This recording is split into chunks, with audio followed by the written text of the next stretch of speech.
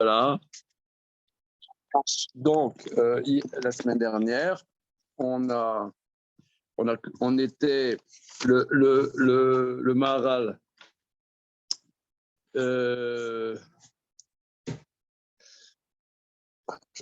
Donc, le Maharal développe que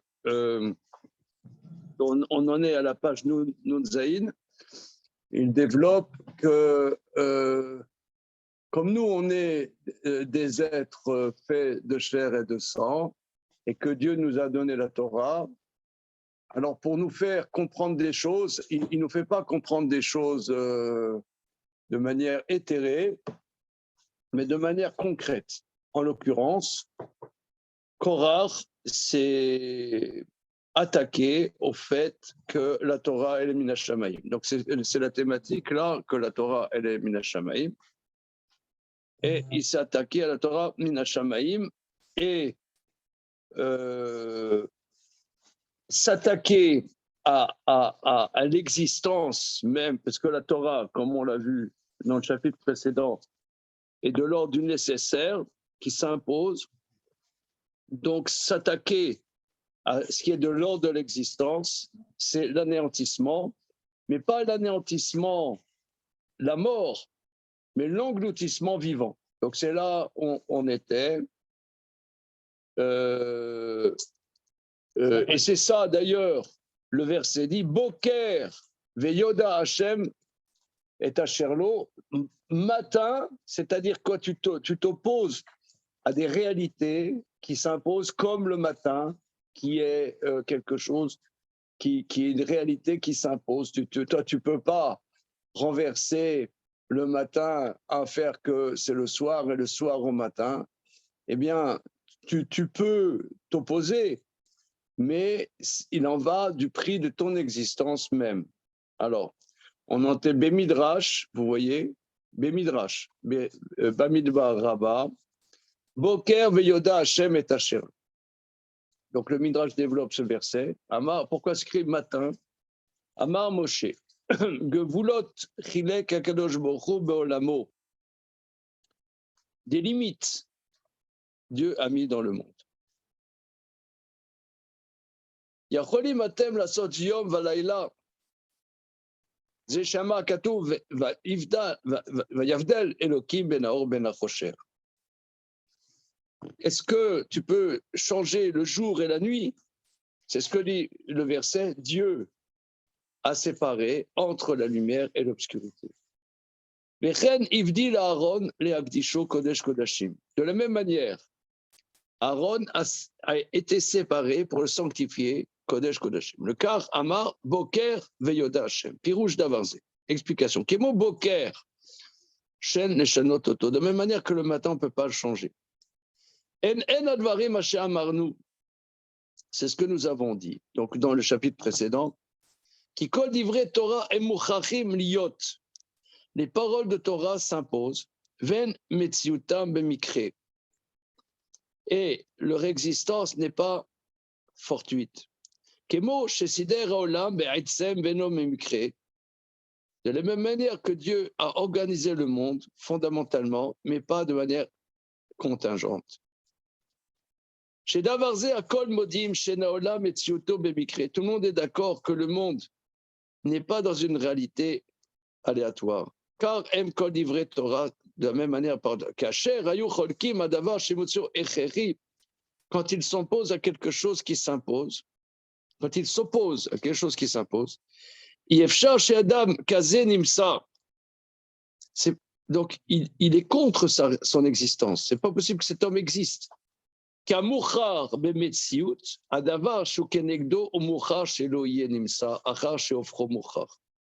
Bon, ça, c'est la phrase clé que nous avons vue la semaine dernière. Ça, c'est une révision. Bon, la phrase, elle est un peu alambiquée. La semaine dernière, je m'en étais pas sorti, mais là, en le relisant, ça va. Car ce qui est nécessaire au niveau de l'existence, ce qui s'oppose à lui, s'impose qu'il n'existe pas, étant donné que son opposé s'impose. Alors, c'est vrai que ça fait... mais ça va, hein, avec un petit Doliprane. Ça va? Lechaim. Baruch atah Adonai Eloheinu melech haolam v'ored.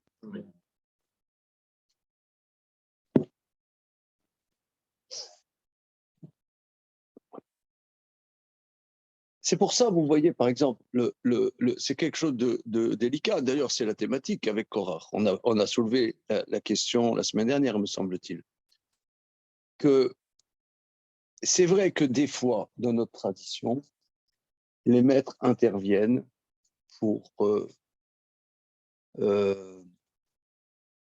mettre en anathème telle personne ou telle personne. Ça arrivait historiquement, hein, ça arrive. Mais c'est très rare en vérité. C'est très rare.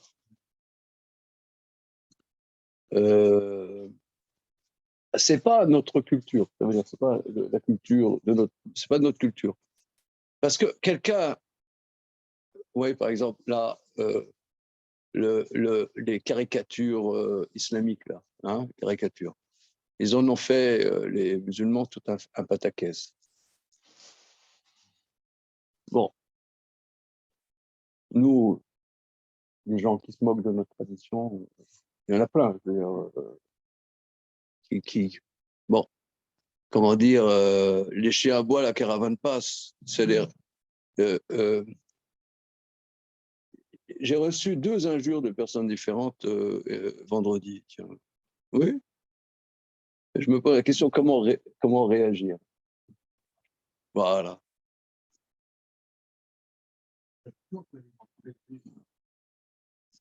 Non, ça veut dire, c'est que dans un monde d'amour réciproque. Ça veut dire, dans notre tradition, ça veut dire, des fois, des maîtres sont intervenus, mais vraiment à dose homéopathique, comme on dit, comme ça a été cité la semaine dernière, qui a cité Spinoza a été mis en anathème. Hein. Et bon, c'était très rare, c'est très rare. Bon, mon ami Rav Brandt a beaucoup travaillé sur cette question, qu'ils ont eu un flair très particulier, les sages d'Amsterdam. Ils ont senti qu'il se passait quelque chose parce qu'il était tout jeune. Ils ont senti un truc là et ils ont mis le doigt. C'est très, très, très, très intéressant à creuser. Comment? Il n'a pas écrit, mais c'est un de ses dadas. Ah oui, vous êtes dans la même ville, là. Ouais. Ah oui, tu peux brancher là-dessus. Alors là, il a beaucoup, beaucoup travaillé sur ce sujet. Je pense qu'il a matière à un livre, mais il n'a encore pas publié, en tout cas. Je pense qu'il a matière à un livre. En tout cas, quoi qu'il en soit, c'est pas notre culture, parce que maintenant, des fois, il faut montrer, il y a des gens qui sont perplexes, il faut leur montrer, attention, ça c'est un bon chemin, ça c'est pas un chemin qui n'est pas traditionnel. Il faut prendre ses responsabilités. Il y a des gens, des fois, qui font des choses qui paraissent bien, et il faut dire non, il ne faut pas aller dans cette direction. Mais disons, on ne manie pas l'anathème, parce que ce qui s'oppose à la tradition, quelque part, tient pas. Ça tient pas. C'est pas. Ça tient pas, quoi. C'est pas. C'est la phrase qu'il dit, hein. C'est très profond ce qu'il dit.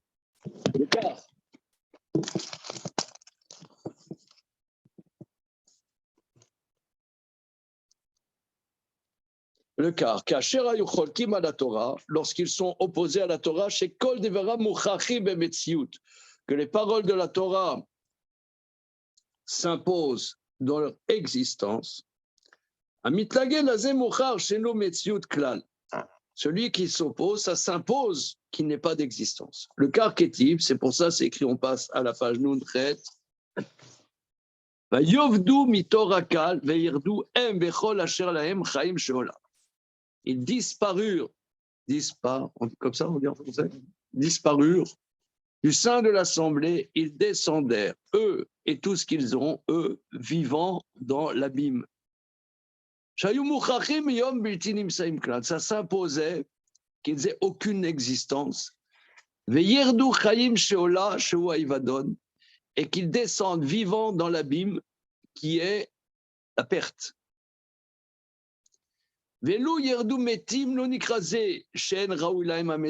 Alors là c'est un point subtil. Par exemple, on voit Nadav et Abihu, ils ont fait quelque chose, qu'on comprenne ou quoi, ou non. Ouais. Mais il y a un feu qui est sorti, qui les a dévorés. Donc ils sont morts.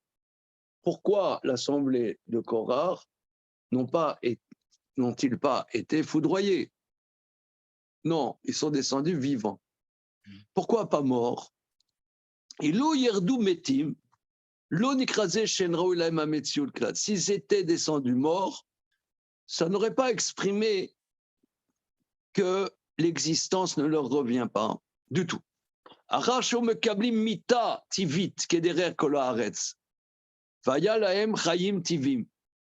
Ce que la mort, il y a une dimension naturelle. Tu vis, tu meurs. Donc, tu peux avoir quelqu'un, que Dieu nous en préserve, qui a un infarctus. Bon. Ça n'aurait pas exprimé une déperdition. La déperdition, c'est vivant dans l'abîme. Ah. Comment il va donner? Eved, Avad, Aveda, une perte. Ce ne serait pas une perte.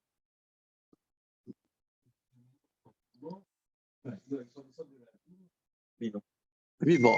De la même manière que vous avez parlé, ils étaient vivants, ils avaient une forme de vie s'opposant, ils ont été avalés vivants. Parce qu'ils s'étaient exprimés vivants.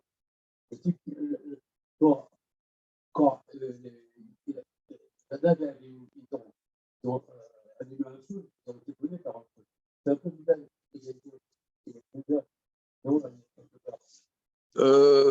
C'est possible. C'est pas la nuance que j'entends là dans ce que dit le Maharal. Hein. Ce qui dit que pour exprimer, si tu veux, par exemple, aujourd'hui, il y a un mouvement que les femmes doivent étudier le Talmud. Ouais. Alors,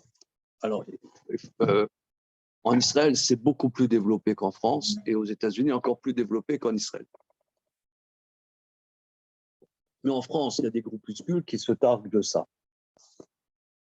Bon. Vous ne parlez pas du mouvement libéral, pas du mouvement eux, ils se disent orthodoxes, mais bon, un mammouth, il peut dire aussi je suis orthodoxe. Ouais, c'est-à-dire, bon. Comment? Bon, peu importe, le sujet ne m'intéresse pas tellement. Mais bon, ça veut dire, comme dit l'autre, ça passera. Je veux dire, il n'y a pas besoin d'en faire un pataquès, quoi. Voilà, ça veut dire pas besoin d'en faire un pataquès. Bon, ça passera, quoi. C'est une lubie à la mode. Les modes passent, quoi. Pas besoin de. Mais c'est délicat aussi parce qu'il y a des gens qui ne comprennent pas vraiment le sujet. C'est délicat. Mais ça veut dire. Il dit ah oui, mais nous on est orthodoxes. Ils sont orthodoxes, mais ils s'attaquent au milieu orthodoxe. Alors, comment aborder le truc? Alors là, le Maharal nous explique que pour revenir à Korah, il s'oppose. Il dit que Moshe et Aaron, c'est impossible que Dieu ait dit que deux frères puissent monopoliser les deux postes principaux. C'est sûr que Dieu n'a pas. Donc, ils remettent en question la Torah Midrash Shamayim.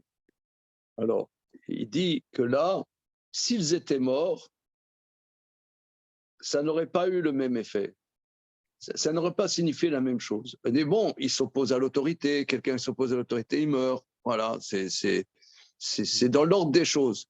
Mais le fait de disparaître vivant, là, ça montre que leur existence est la déperdition. Ils sont dans la ils sont dans la non-existence. Ils sont ils sont dans la non-existence. Mourir, c'est dans l'ordre des choses. Mais là, ils sont dans la non-existence. Oh, c'est ce que dit le Maharal. Oui, tu veux dire, Damien? Non, depuis le début, c'est vrai que la différence avec le jour et la nuit, ce qui est difficile à avaler, c'est que c'est quelque chose de l'ordre de l'existence qui passe par les hommes. C'est difficile à. Hein, quelque part, pour Moshe, il ne s'en prend pas directement au fait qu'il y ait. C'est que le fait que ça passe par des hommes et que ça s'impose de l'ordre de l'existence. C'est pas facile à appréhender, quoi. J'ai l'impression un homme, bon, bah, lui, toujours relatif, donc bon, ce qu'il amène, ça reste relatif. Pourquoi un homme, lui, sa parole serait de l'ordre de l'existence et la mienne non? Oui, mais tu vois, par exemple, un lieu d'étude, comment ça s'appelle? Ça s'appelle une yeshiva.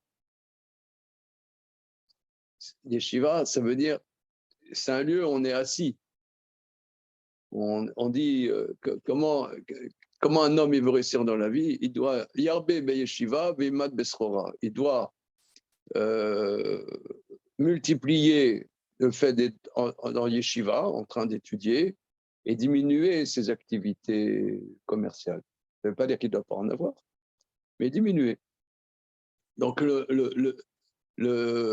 traditionnellement, c'est étonnant de dire qu'un lieu d'étude, ça s'appelle yeshiva. On va dire une académie. Non, on est assis. C'est un lieu où tu es, tu existes, tu es là. T'es pas. T'es là en train d'élaborer, d'exister. Quand on étudie, là, quand on étudie, on n'est pas des magnétophones. On lit, on traduit et on essaie, voilà, toi, comment tu comprends, comment toi tu comprends, comment tu comprends. On est là. En tant que nous, qui sommes des êtres relatifs, c'est vrai. Mais on donne une possibilité à ce que cette Torah, elle puisse exister, justement. Cette Torah qui vient de Dieu, eh ben, on lui donne la possibilité qu'elle existe ici dans ce monde. Justement, parce que nous, on est relatifs. Pourquoi on étudie en Chavruta, etc. Parce que, voilà, comment tu as compris Rashi? Ah, mais je ne suis pas d'accord du tout, ça ne va pas. Parce que tu n'as pas rendu compte de ce mot-là. Mais tout se joue là. On n'est pas dans un baratin. L'homme, il aime bien le baratin. Il aime bien le baratin, les postures, voilà, la France des jours heureux. Ah, il est bien. Ah, je l'aime bien celui-là. Fabien Roussel. Ah, il est bon, oui. La France des jours heureux.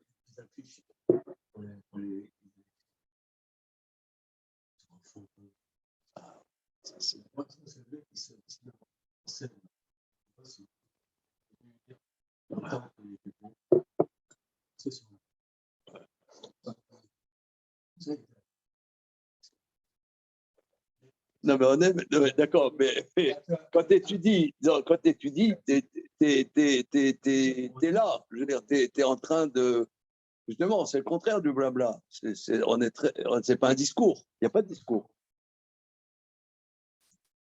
L'autre dit ouais, Moshe, démission. C'est pas le problème. C'est pas le problème. On n'est pas en train d'imposer un pouvoir. On est en train d'échanger, de discuter.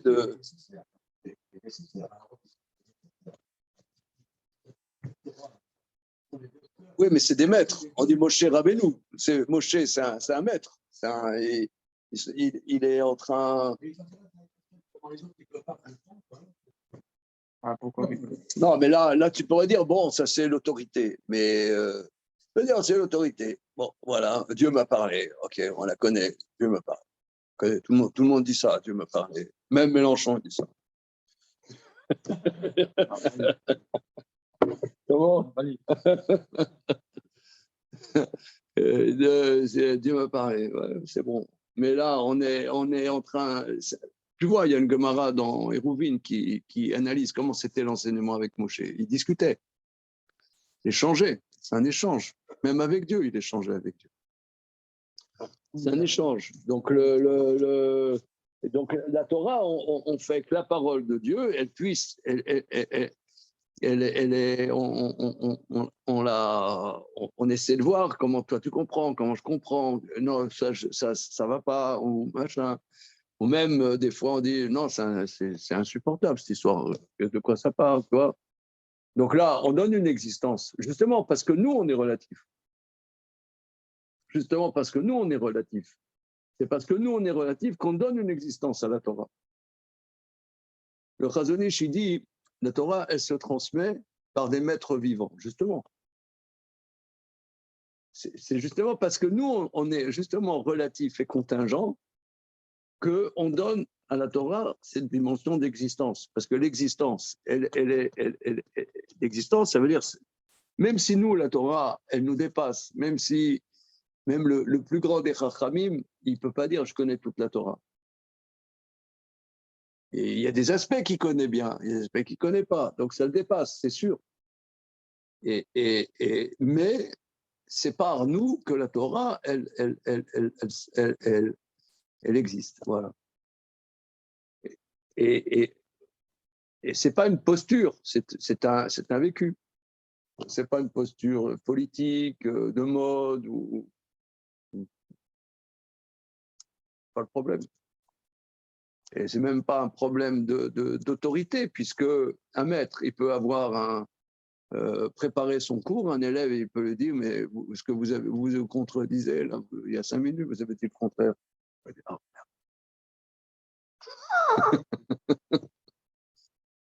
oui, pour rejoindre ce qu'il dit Damien, on a l'impression que le Korach, ce n'est pas l'aspect moukhar de la Torah qui est remis en cause, mais tout le moukhar de Moshe Rabbeinu, en fait, qui est remis en cause. Ce qui dérange ici, c'est le canal de Moshe. C'est ça qui dérange plus. ce que dit le Maharal, c'est qu'il remet en question que la Torah, elle est minashabbat. En touchant voilà. Non, ils disent que ce n'est pas vrai que Dieu a nommé Moshe et Aaron. Ça, c'est falsifié.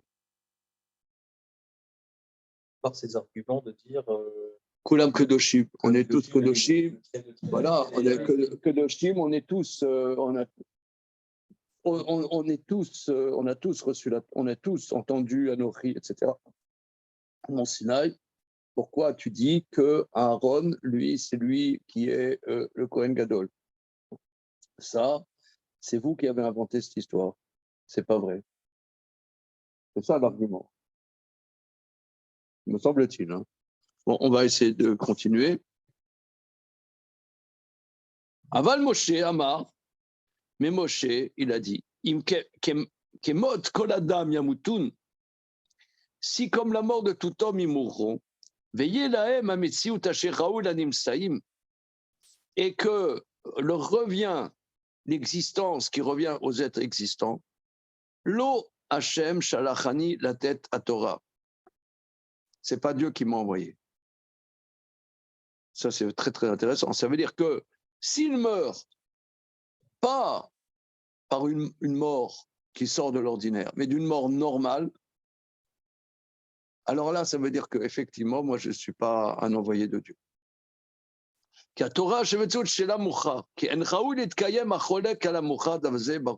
Alors maintenant, il va analyser la Gemara qui est dans le traité Baba Batra d'Afaïn Dalet. Alors, il y a beaucoup de Baba Batra ici, on va regarder.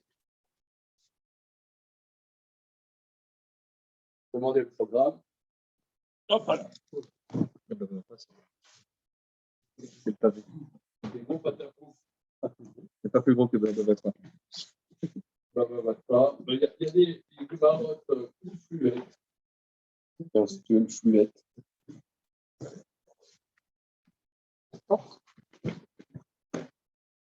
Il est quoi bien Vous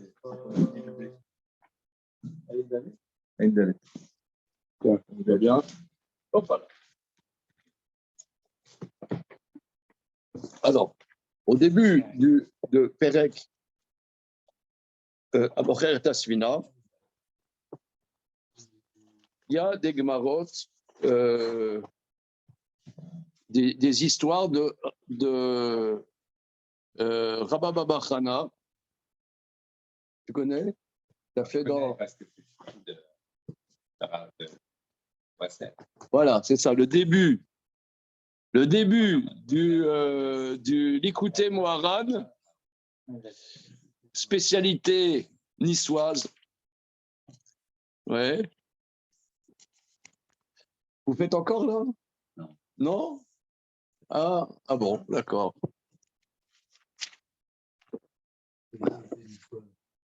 Donc, spécialité niçoise.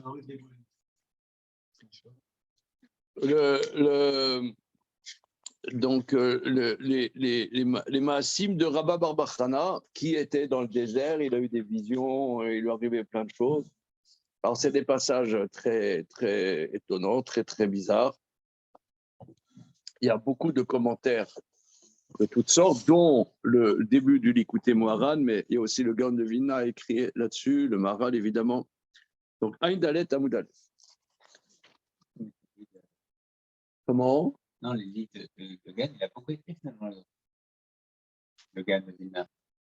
Donc, nous, moi, je connais son commentaire sur Shulchan Aruch. Il a écrit beaucoup de livres de ça, un peu. Il a écrit.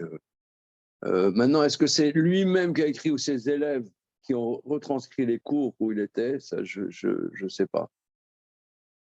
Mais il a écrit. Il y a énormément de livres du Gaon de Vilna sur tous les domaines de la Torah, tous les domaines. Alors, où est-ce que c'est?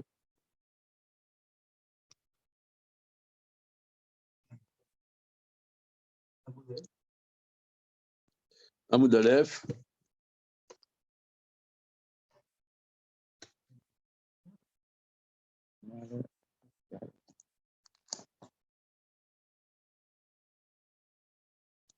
Alors, il était dans le désert, Rabba Barbachana. Rabba Barbachana, c'est un élève de Rabbi Yochanan. Il était dans le désert et il y a un bédouin qui lui a montré des choses. Regardez la faille d'Alet.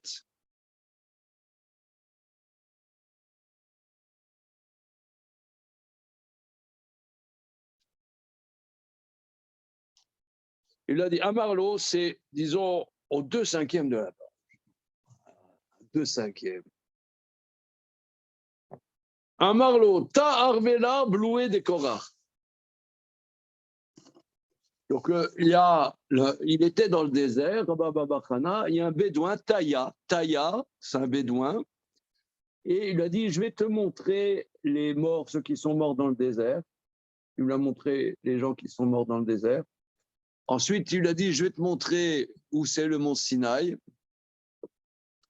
Et après, il lui a dit, c'est là, Amarlo, ta arvela bloué des korach.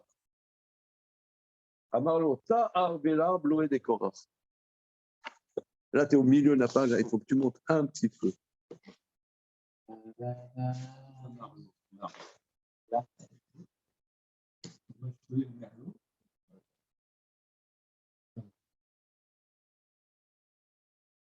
Amarlo. Amarlo, ta arvela. Viens, je vais te montrer. Ta, il dit ta, viens, en araméen. Arvela, je vais te montrer. Beloué des Korach, ceux qui ont été avalés de Korach. Beloué des Korach, ceux qui ont été avalés de Korach par la terre. Chazaï, très bizarre. Alors, c'est l'araméen hardcore. Hein. Chazaï, j'ai vu 2 fentes bizarres. 2 fentes. Bizé, c'est une fente. 2 fentes. À vous, Kamafke, Koutra, sortez la fumée. Koutra la fumée. Chakal Gbaba de Imra, Vamshina bemaya, vedatsita berosha de chumra, va'aile atam, vechi afik ave ichech ichuche. C'est bon? Il y a besoin de traduire ou non? Oh là là, les mecs, ils ne parlent pas araméen. Avant qu'un mafkir Koutra sortait de la fumée. Chakal Gebaba, il a pris Gebaba de Aimra, de la laine de mouton, Vamshina Bemaya, je l'ai trempé dans l'eau, Vedaitsata Berosha de Rumra, il l'a enfoncé à l'extrémité d'une lance, donc la laine de mouton trempée dans l'eau en haut d'une lance. Il a monté la part. Quand il a sorti la lance, c'était carbonisé.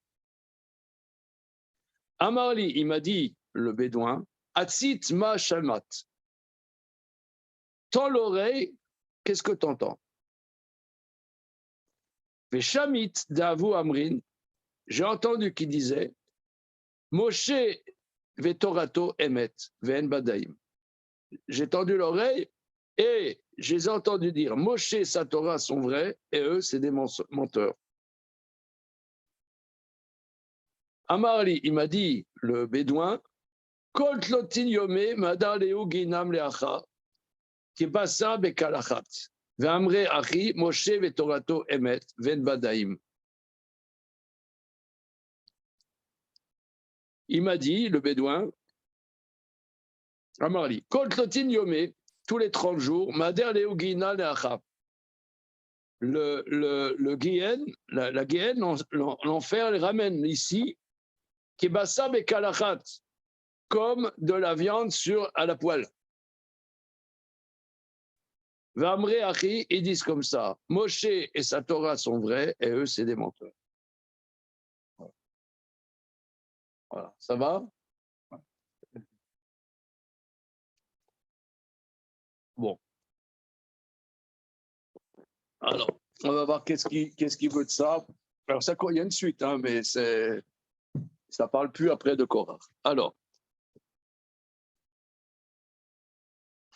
donc, le Maral rapporte in extenso ce qu'on vient de dire dans l'Agma. Biurze, explication. Il a intérêt. Biurze, c'est bon? Qu'il est cholkim à la Torah, si sechel emet, en raoul la emetziut kemoshama. Explication. Car ceux qui s'opposent à la Torah, qui est un intellect vrai, ne leur revient pas l'existence comme on a dit. Le Kar Amrou, c'est pour ça ils ont dit, d'Amale Aoutaya, il leur a dit ce bédouin. Les Kara Sechel Taya, nos maîtres appellent l'intellect un bédouin.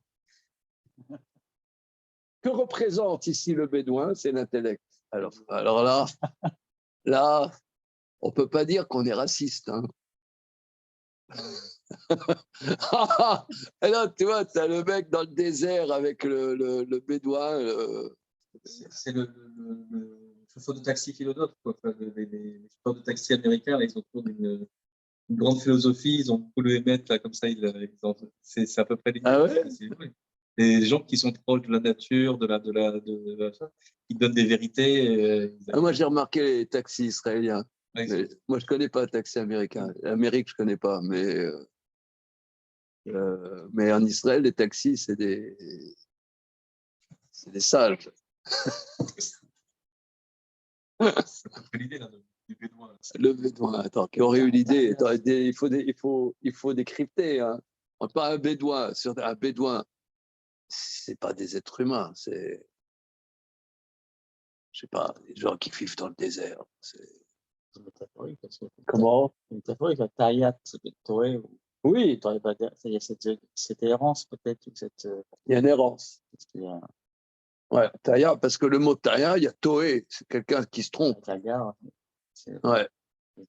Mais bon, il faut le faire. Quoi. Là, ça commence fort. Hein. Dans le bédouin dont on parle, c'est l'intellect, d'accord? C'est l'image de l'intellect. Pourquoi? Vézé, pourquoi? Qui a sechel ou a choker à la dvarim, meshotet baolam leorko le chokvo. Vav bedvarim anifdalim ou choker vomed aleem. Zeu inyan ataya, kataya ou socher Ishmael. שהוא סוחר מסבב כל הארץ לאורכה לחורבה וקונה הסחורה. ונקרא מה שקונה הסוחר לכך. Il est parti le mec. Retenez-moi. car השיכלי הוא שקונה המושכלות והם קניין שלה. לקר נאמר על החוכמה כי לקח טוב נתתי לכם תורתי תעזבו. ובפרק כמה דקידושין דרשו והדרת פני זקן, sur le verset de la semaine de ce Shabbat dernier, אין זקן מי שקנה חוכמה, או נאמר כי שם חכם על שם קניין החוכמה. אז, או נאמר כי שם חכם על שם קניין החוכמה, והוא הרבה מאוד. לפיכך שם המציע ראוי לשכל הוא שם תיה.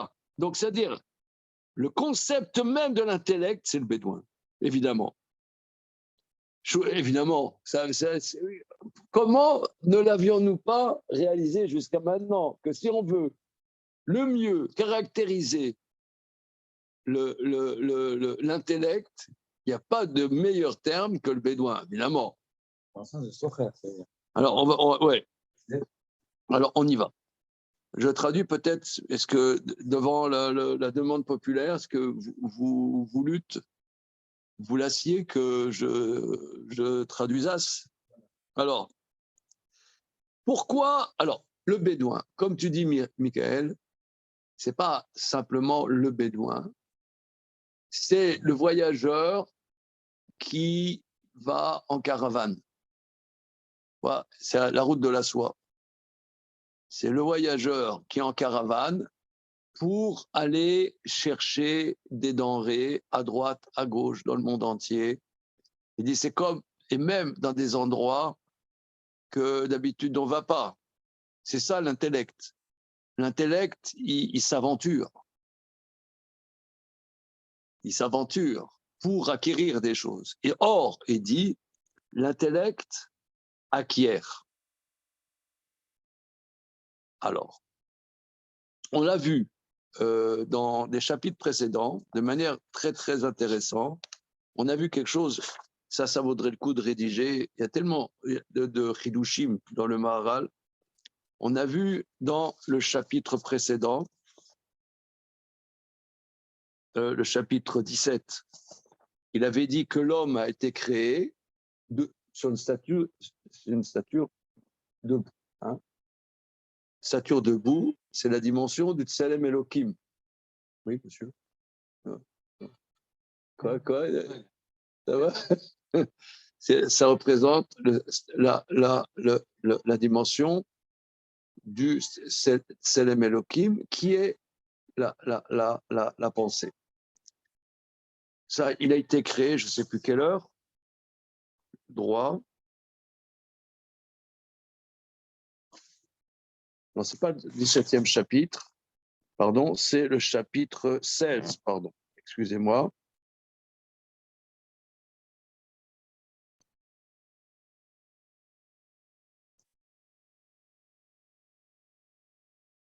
Cinquième heure, à la 4e heure, sa neshama lui a été insufflée. La 5e heure, il s'est tenu sur ses pieds. Ça, c'est le chapitre 16. Chapitre 16. Ensuite, ça, c'est la 5e heure. La 6e heure, il a nommé des noms. Il a nommé des noms. Karashemot. Alors, il dit, ça, c'est un niveau supérieur. C'est à Sechel Shekana. C'est l'intellect acquis. Et là, il y a quelque chose de très intéressant. Parce que pour pouvoir, on avait dit à l'époque, quand on a vu ce chapitre, que pour nommer des noms, il faut des connaissances. Si vous voulez, le bon sauvage, Ça veut dire,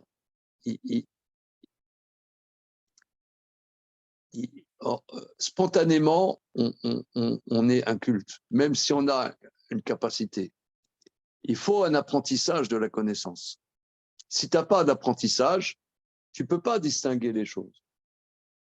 Tu vois, par exemple, moi, j'y connais rien en pinard. Prenons un exemple très important, peut-être même fondamental. Le pinard. Tu me donnes un pinard. Moi, je ne sais pas pourquoi j'y comprends rien. Monsieur me dira. Monsieur me dira, évidemment, parce que tu n'as pas appris. Tu n'as pas appris, il faut apprendre. Si tu n'as pas appris, tu ne peux pas reconnaître le merlot, le machin, le bidule, le cépage, ça a été exposé, c'est une terre qui est plutôt calcaire, une terre qui est plutôt ceci, qui est plus cela, t'as des graviers, tu as des cailloux, tu as un sol ceci, un sol cela. Mais il faut apprendre. Tu ne peux pas distinguer les choses si tu n'apprends pas. Or, là, il y a un apprentissage. De la même manière, toute chose, c'est comme ça. Je sais pas, quelqu'un qui est ignare, il voit un match de tennis, bon, c'est sympa, il y a un suspense, machin. Mais quelqu'un qui s'y connaît, ah, t'as vu, machin. Mais de toute chose, c'est comme ça. Il faut apprendre. Voilà, il faut apprendre. Alors, ça, c'est l'intellect acquis. Voilà. Après, le niveau après, c'est qu'il s'est marié. Alors ça, c'est encore un intellect supérieur. On en avait développé, parce que quand tu es marié, tu commences à réfléchir. Avant, c'est rien.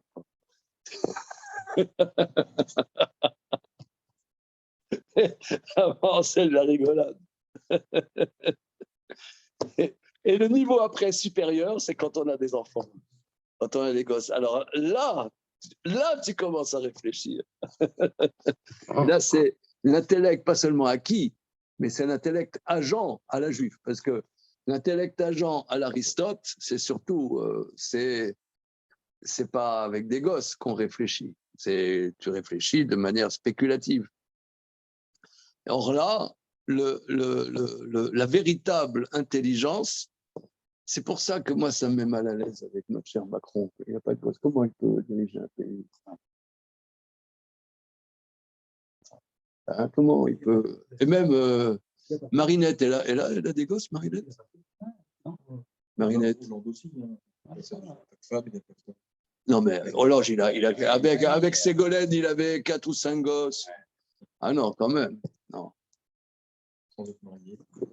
Comment? Oh, ben oui, il a quand même des gosses. C'est pour ça qu'il réfléchit en termes de fric, de gestionnaire. Il ne se demande pas qu'est-ce qu'il va transmettre, parce qu'il n'y a rien à transmettre. Ouais, il manque un truc. Ouais, il manque un truc. Il n'y a pas de fond, quoi, du coup. Il manque un truc. Il est pas mal, mais il manque. C'est pas certain de poil. Dans le débat, d'ailleurs, le temps sur l'éducation était très. Ouais, absolument. Il n'est pas bon. Là. Très attendu. Pas bon. Il demande du ressenti. Bon, enfin. Non, mais c'est ce passage-là du 16e chapitre, il est extraordinaire. Parce que vraiment, c'est un point central. Il y a plusieurs thématiques dans le Maharal. Il y a l'existence. Et qu'est-ce que c'est l'intellect? Ça, c'est une réflexion humaine fondamentale. C'est ça, tu vois, Franck, qui fait que, disons, je suis un peu addict au Maharal, c'est que ça touche des problématiques humaines, voilà, qui fondamentales. Et là, tout de suite, il dit, c'est le commerçant, mais aventureux. Voilà. Parce que le commerçant, il va acquérir des choses. Il va en Chine, il va acquérir de la soie. Mais pour ça, il faut traverser les déserts. Ça, c'est l'intellect. Si un intellect, il ne traverse pas le désert, ça ne peut pas être de l'intellect. il répète, il répète magnétophone.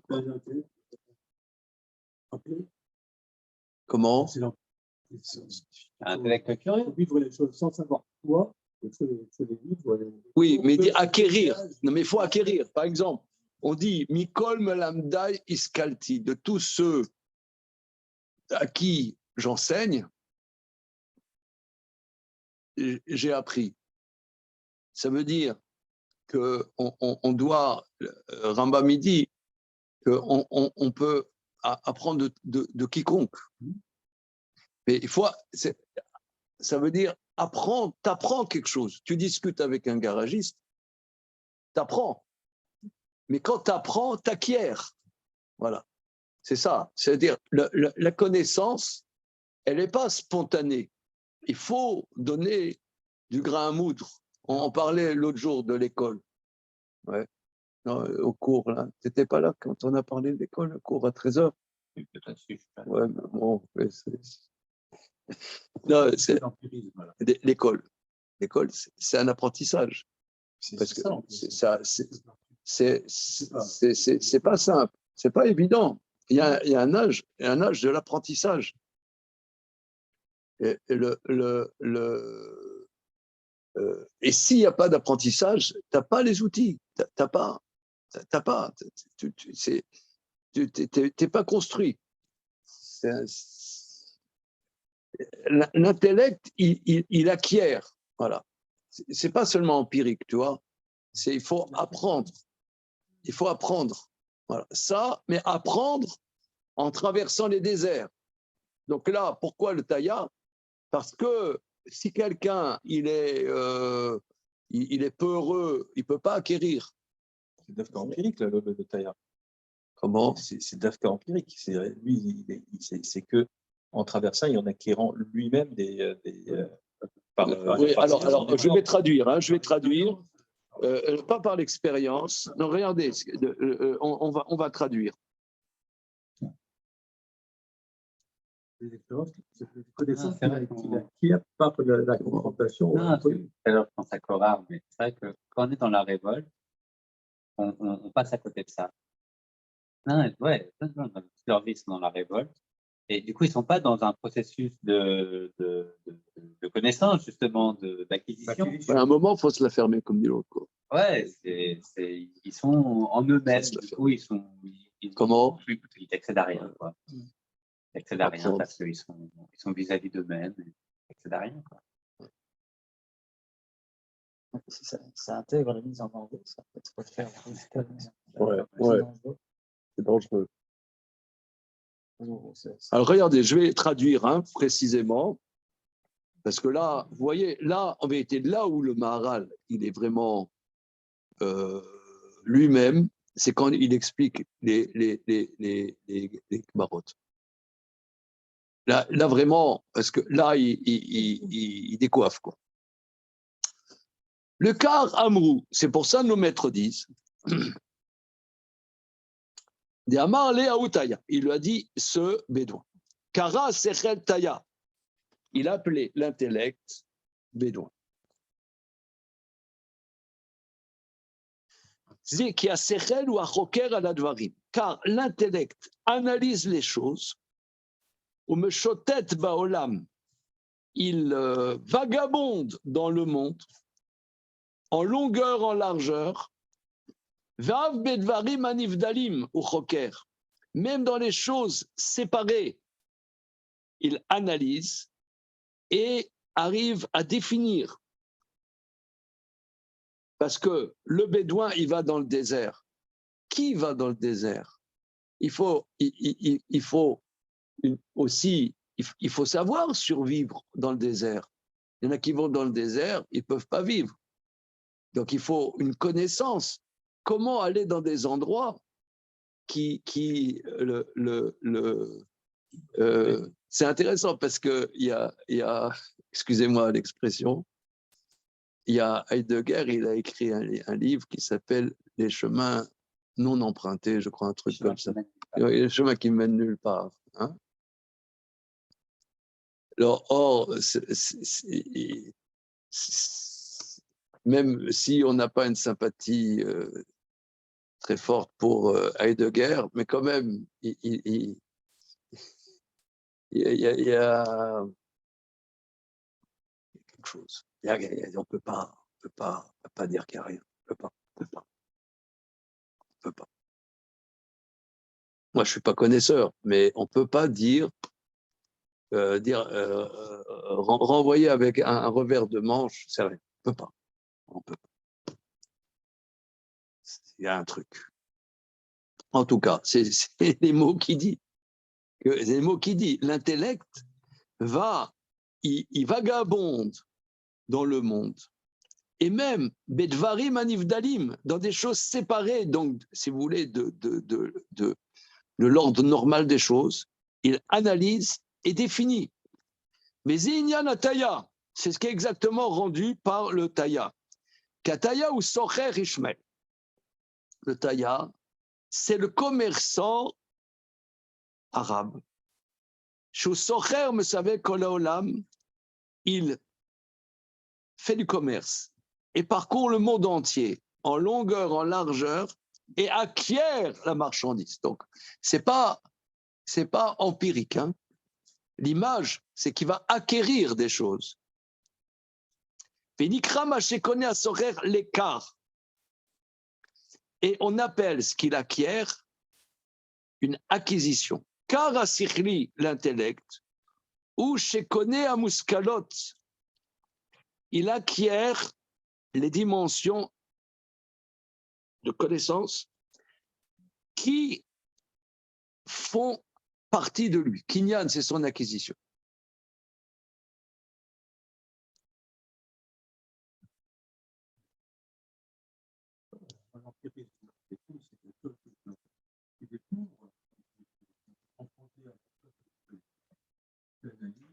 Non, il faut. Non. Socher, non. Quand tu vas en Chine, tu traverses les déserts de la route de la soie, mais la soie, tu ne l'as pas en toi. C'est de l'extérieur. Tu acquiers la soie. Donc, c'est ça l'image. L'image, c'est qu'il y a quelque chose d'extérieur que tu en fais une dimension intérieure. Mais ça, ce n'est pas empirique. À partir d'un état où tu ne sais rien, tu vas être confronté à quelque chose qui est existant. Tu ne sais pas de quoi il en est, un désert, par exemple. Et après, en te confrontant à ce que c'est qu'un désert, tu vas acquérir une connaissance qui est ce qu'elle est, que tu vas acquérir. C'est ça que tu vas acquérir. La connaissance que cette confrontation devient ton acquisition. Alors, ça peut être ça, mais il y a aussi qu'il faut que tu apprennes comment te débrouiller dans le désert. Mais là, si tu veux, c'est des traditions. Il faut que tu apprennes. Mais c'est extérieur à toi. Mais même, tu as des choses que tu vis, si tu n'as pas les outils, tu restes, c'est bloqué, t'es imperméable. Il faut apprendre. On n'est pas d'accord du tout. On n'est pas d'accord. Tu passes ta vie et puis tu as. Non, on n'est pas d'accord. Non, on est copains, mais pas d'accord. Ça arrive. On n'est pas d'accord. Non.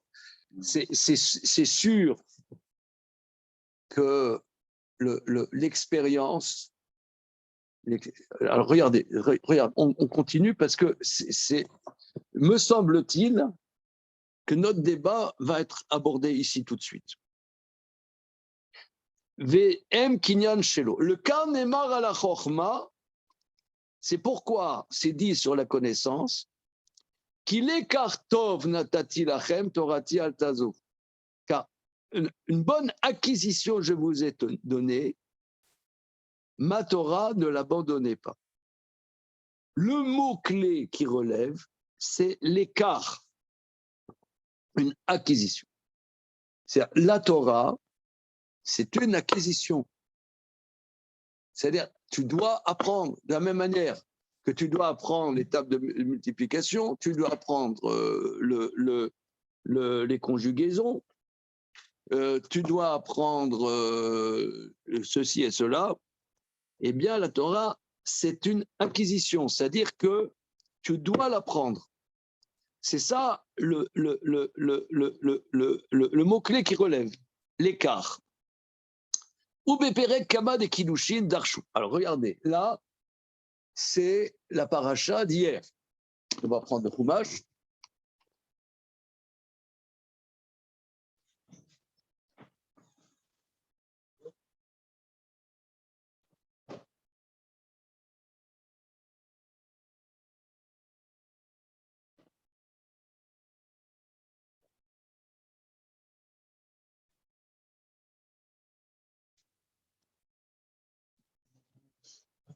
Alors, paracha de Kedoshim.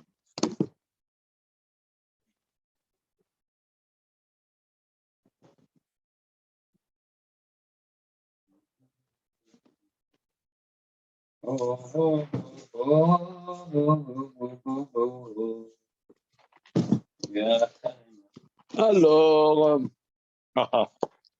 mon gaillard. Non, ça fait la semaine dernière. Ça. Ouais, oui, mais c'est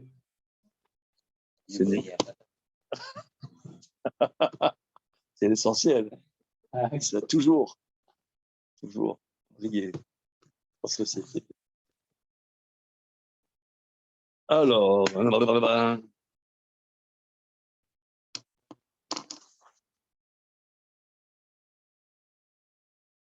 Non, mais ça, c'est. Je connais pas. Dis quoi? C'est Zaken qui acquiert la d'importance. Attends, une seconde.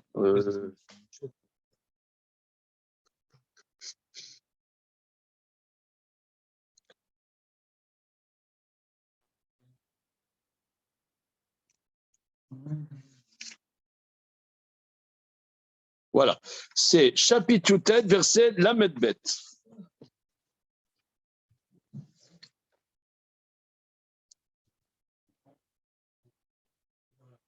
Voilà. Alors, chapitre tête, verset Lamed Bet. Mipne seva takum, vadarta pene zaken, veyareta melokecha an yashem. Devant la vieillesse, tu te lèves, tu honoreras le visage de l'ancien, Zaken, ouais, et tu craindras de ton Dieu, je suis l'Éternel. Alors, encore une fois, devant la vieillesse, tu te lèves, tu honoreras le visage de l'ancien, Veyareta melokecha an yashem. La lecture simple, en bon français, on dit, voilà, les anciens, le conseil des anciens. Boum, boum, boum, boum, boum, boum, oh, les anciens. Boum, boum, boum, boum, boum, boum. Alors, la lecture, la lecture en bon français, obvi du texte, c'est les anciens.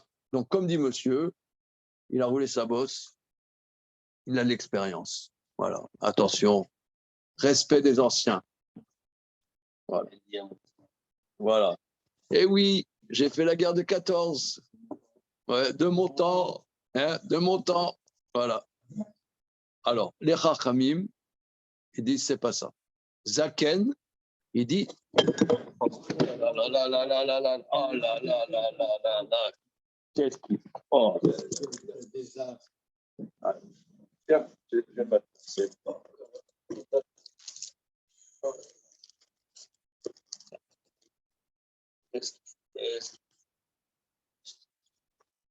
ça allait défrayer la chronique ce que j'allais dire. Je sentais, il fallait me censurer.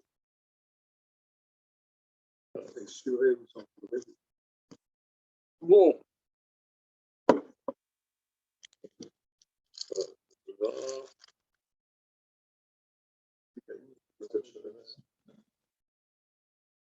Oh là là. J'ai renversé ma tasse de thé pour ceux qui n'ont pas compris ce qui se passe. Hein. Bon, on y va. Boum.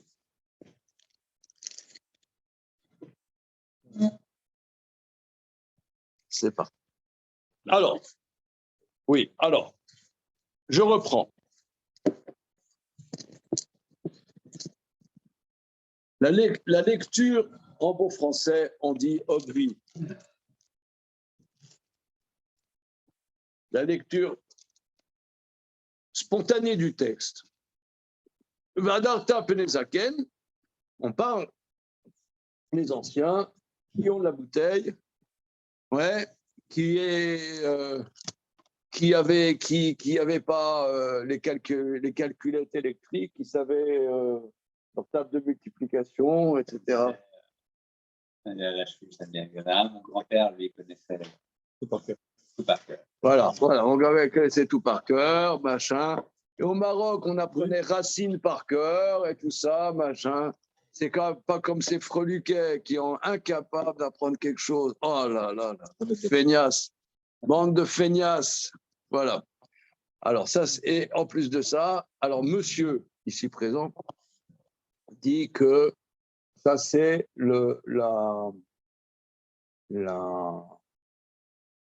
l'expérience. Voilà, l'expérience. Or, nos maîtres ne disent pas comme ça. Vadarta penezaken, tu honoreras le visage de l'ancien. Zaken, c'est notarikon, zekana chorma. Zekana, il a acquis. Zaken. Zaken. Comment? Si, c'est complètement contradictoire. C'est complètement. Parce que l'Agmara dit, est-ce qu'on doit se lever devant un vieil imbécile? Un vieux. Stam, un vieux, parce qu'il est vieux. Non. Non, mais on ne parle pas. Parce que shalom, non. Mais ne faisons pas. T'as dit 70 à 70 ans, une personne qui a 70 ans, même si c'est. C'est une question dans l'Agmara. C'est une question. Parce que justement, il y a un ékesh entre Seva et Zaken. Ce qu'ils appellent Zaken Ashmaï, c'est-à-dire un vieux stam, un vieux, il n'y a pas à se lever. C'est Seva. Non. C'est Seva. Une seconde. La Gemara, elle dit qu'il y a un ékesh entre Seva et Zaken, pour me dire pas n'importe quel Seva. Pas n'importe quel. Si vous voulez, on regardera dans le Shulchan Aruch. Mais dans un premier temps, ils disent Zaken, notarikon, Ze, Kana, sous-entendu, il a acquis. Qu'est-ce qu'on peut acquérir? C'est la connaissance. Incidence, Yannick, Verhakim, ça inclut un jeune, Chacham, un jeune érudit en Torah, c'est de ça dont ça parle. Même de ça.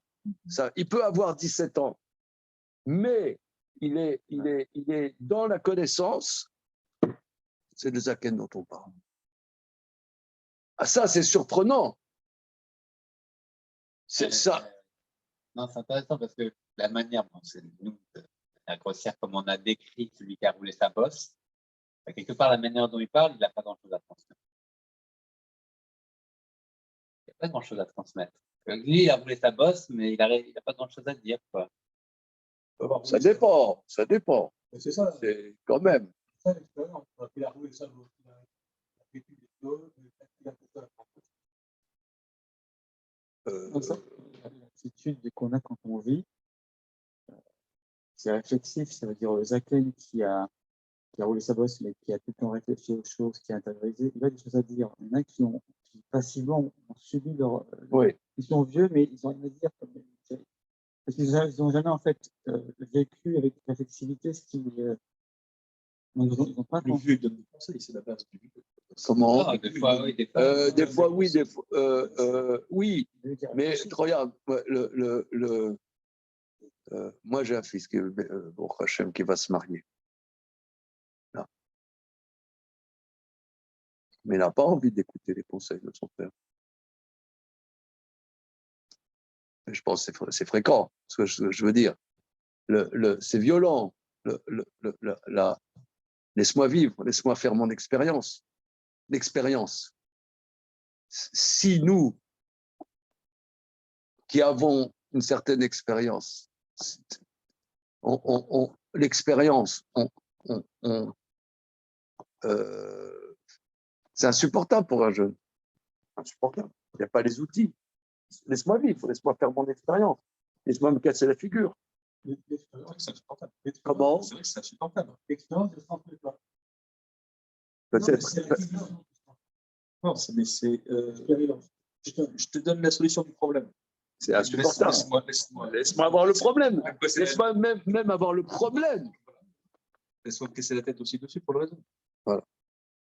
Non, mais je te donne déjà la solution. Voilà, c'est insupportable. C'est insupportable. Insupportable. Donc, c'est pas ça que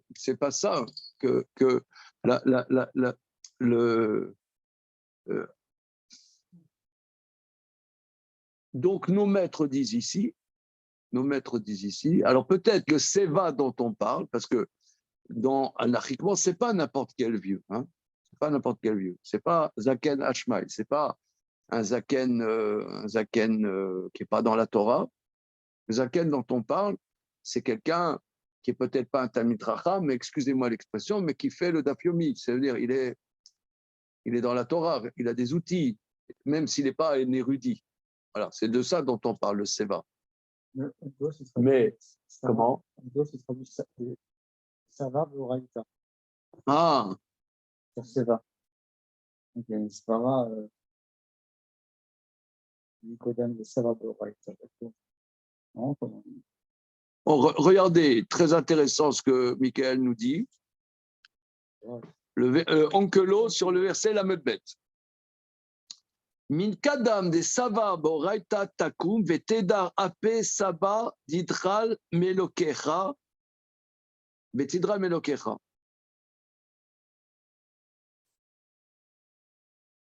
C'est trop bizarre.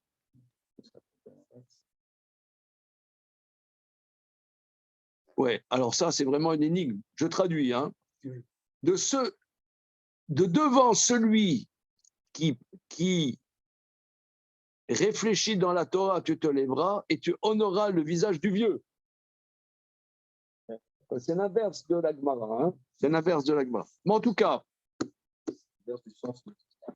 ce que le Maharal nous apporte, que le Zaken dont on parle, c'est pas Zaken dans le sens, ici c'est le débat entre Philippe Parizet, c'est un débat, comment dire, dans lequel il n'y a aucune pitié. Je cherchais le mot. Voilà. C'est pire que le Donbass. Voilà. Donc il n'y a pas de couloir humanitaire dans notre débat. Il n'y a pas. Que quoi? Que quoi? Toi, tu dis, c'est celui qui, par expérience, a acquis de l'expérience. Or, nos maîtres disent, et c'est ce que le Maharal relève, que Badata Pnezaken, Zekana, c'est même quelqu'un qui peut avoir 17 ans. C'est ce qu'on appelle Yannick Verakim. Yannick, ce n'est pas un prénom breton. Yannick,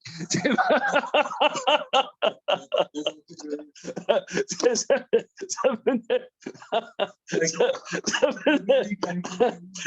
venait petit à petit. Yannick, ça veut dire qui tête. C'est un petit jeune. Mais Chacham, il y a une mitzvah de l'honorer. Voilà. Pourquoi? Parce que la Chokhma, c'est un apprentissage. Quand on ne dit pas oui, on n'est pas d'accord. C'est toi qui me prends la mais il y a un truc de j'ai été d'accord avec ça. Oh, voilà, il pactise maintenant. Il fait de la diplomatie. Un petit jeune de 17 ans qui n'est pas marié, qui n'a pas d'enfant, ouais.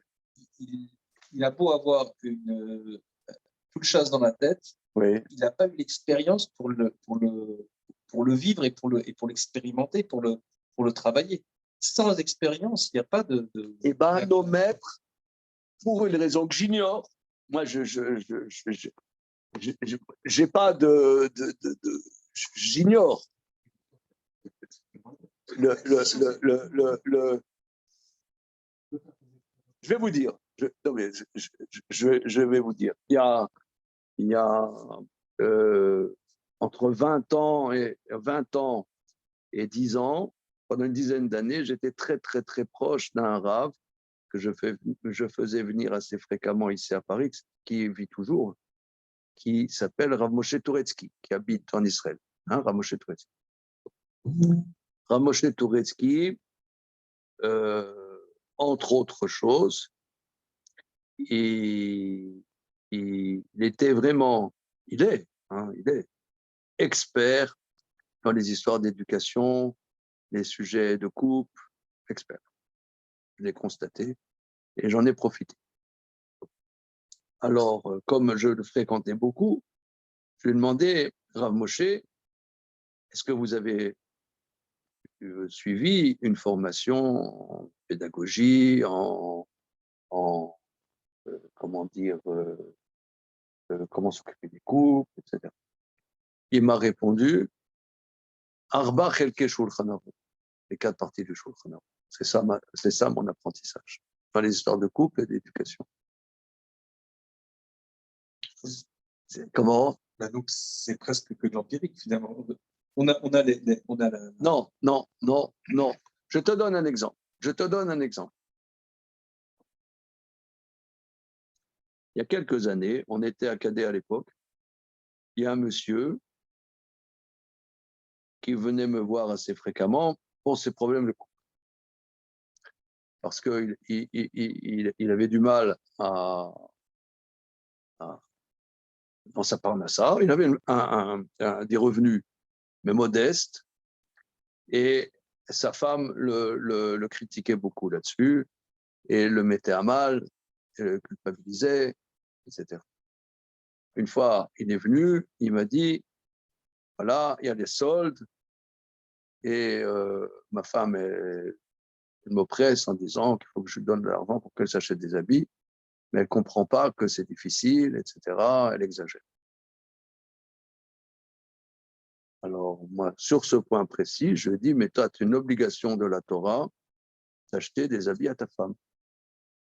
Ça, si j'apprenais pas ça, je ne saurais pas. Je ne sais pas. C'est la Torah qui me l'enseigne. Moi, tu me demandes, je n'ai pas l'expérience. Peut-être ça m'a permis ensuite d'avoir de l'expérience. Une femme, elle part toujours des habits, je ne sais pas, des habits. Tu es taré, celle-là. Et la Torah dit non, elle n'est pas tarée. Seulement, il faut comprendre, ça tu ne comprends pas, mais elle n'est pas tarée. Les habits, c'est vital pour une femme. Alors d'accord, vous avez un budget modeste, mais dans le budget modeste, il faut que tu envisages une part pour les habits de ta femme. Toi, pour toi, c'est pas vital, mais pour elle, c'est vital. C'est la Torah qui le dit. Mais ça, moi, j'en sais rien. Tu me demandes, qu'est-ce que j'en sais? J'en sais rien. C'est la Torah. C'est en étudiant la Gemara que je me suis rendu compte de ça, etc. Mais ensuite, il faut bien l'appliquer dans le monde réel. C'est que quand je suis confronté au problème, il faut que j'amène mes théorèmes, mes informations de Torah pour résoudre le problème. Oui, mais par exemple, moi, je suis pas érudit. Je connais un peu certaines choses, mais je suis pas érudit. Mais il y a des gens qui sont vraiment des vrais érudits, qui ont étudié tous les Shelot et Tshuvot. J'en ai rencontré. On en rencontre surtout en Israël. En France, c'est rare des vrais érudits. Bon, il y avait Rav Rosenberg, qui était un vrai érudit. Ibadel et Chaim Tovim, Rav Brand, c'est un vrai érudit. Ça ne court pas les rues ici en France. Mais un vrai érudit, j'en ai rencontré, il connaît tous les Shelot et Tshuvot, par exemple là. C'est des Shelot et Tshuvot là, c'était tous les Shelot et Tshuvot. Il y en a qui connaissent tout. Tout ça. Voilà, ils connaissent tout.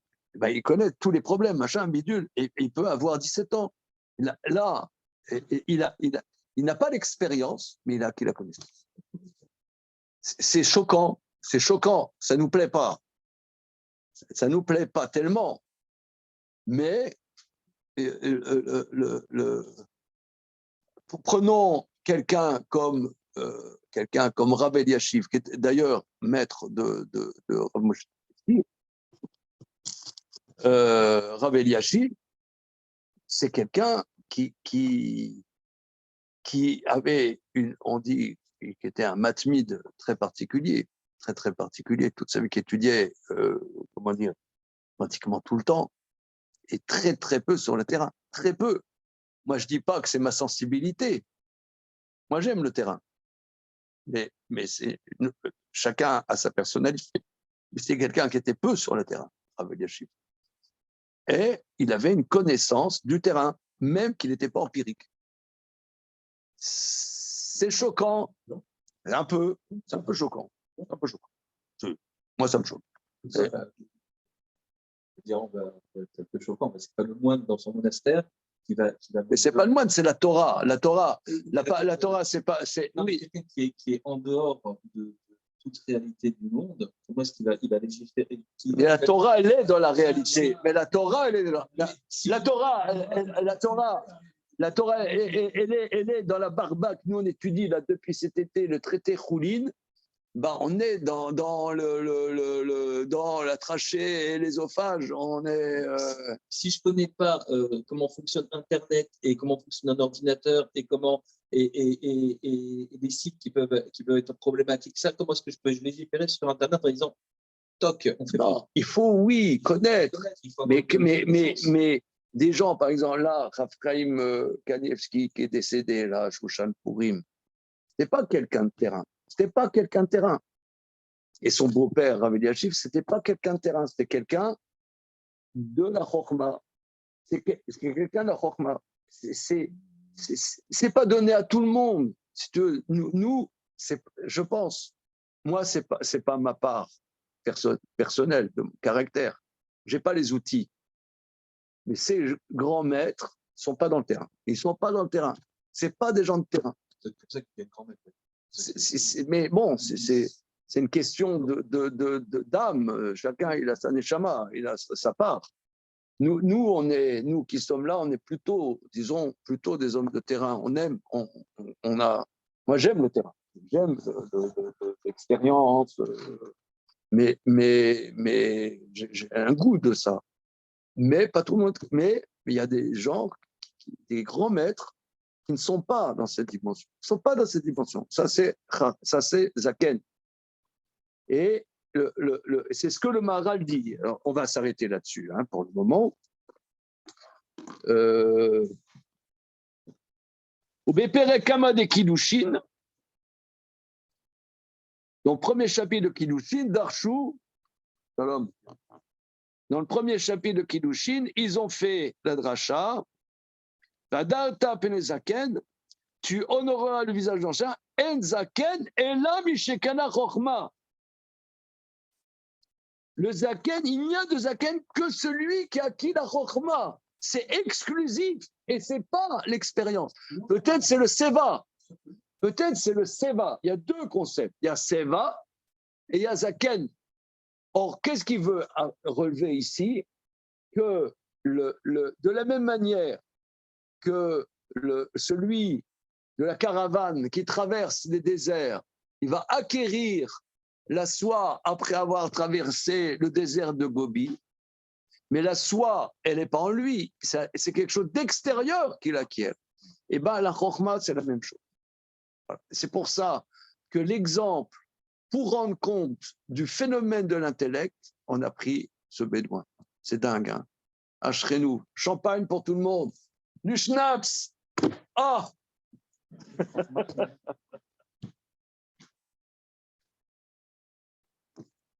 La prochaine fois, on amène du schnapps. Ah oui, alors la prochaine fois, une journée d'études là, sur le rouleau d'Esther, mais comme ça, rouleau de Ruth, pardon, où je vous encourage à participer, bien évidemment. Mais comme ça commence à 10h30, on pourra faire continuer parce que là, c'est trop chaud. C'est pas la dose. Voilà. C'est bon? Very good? Merci, Rav.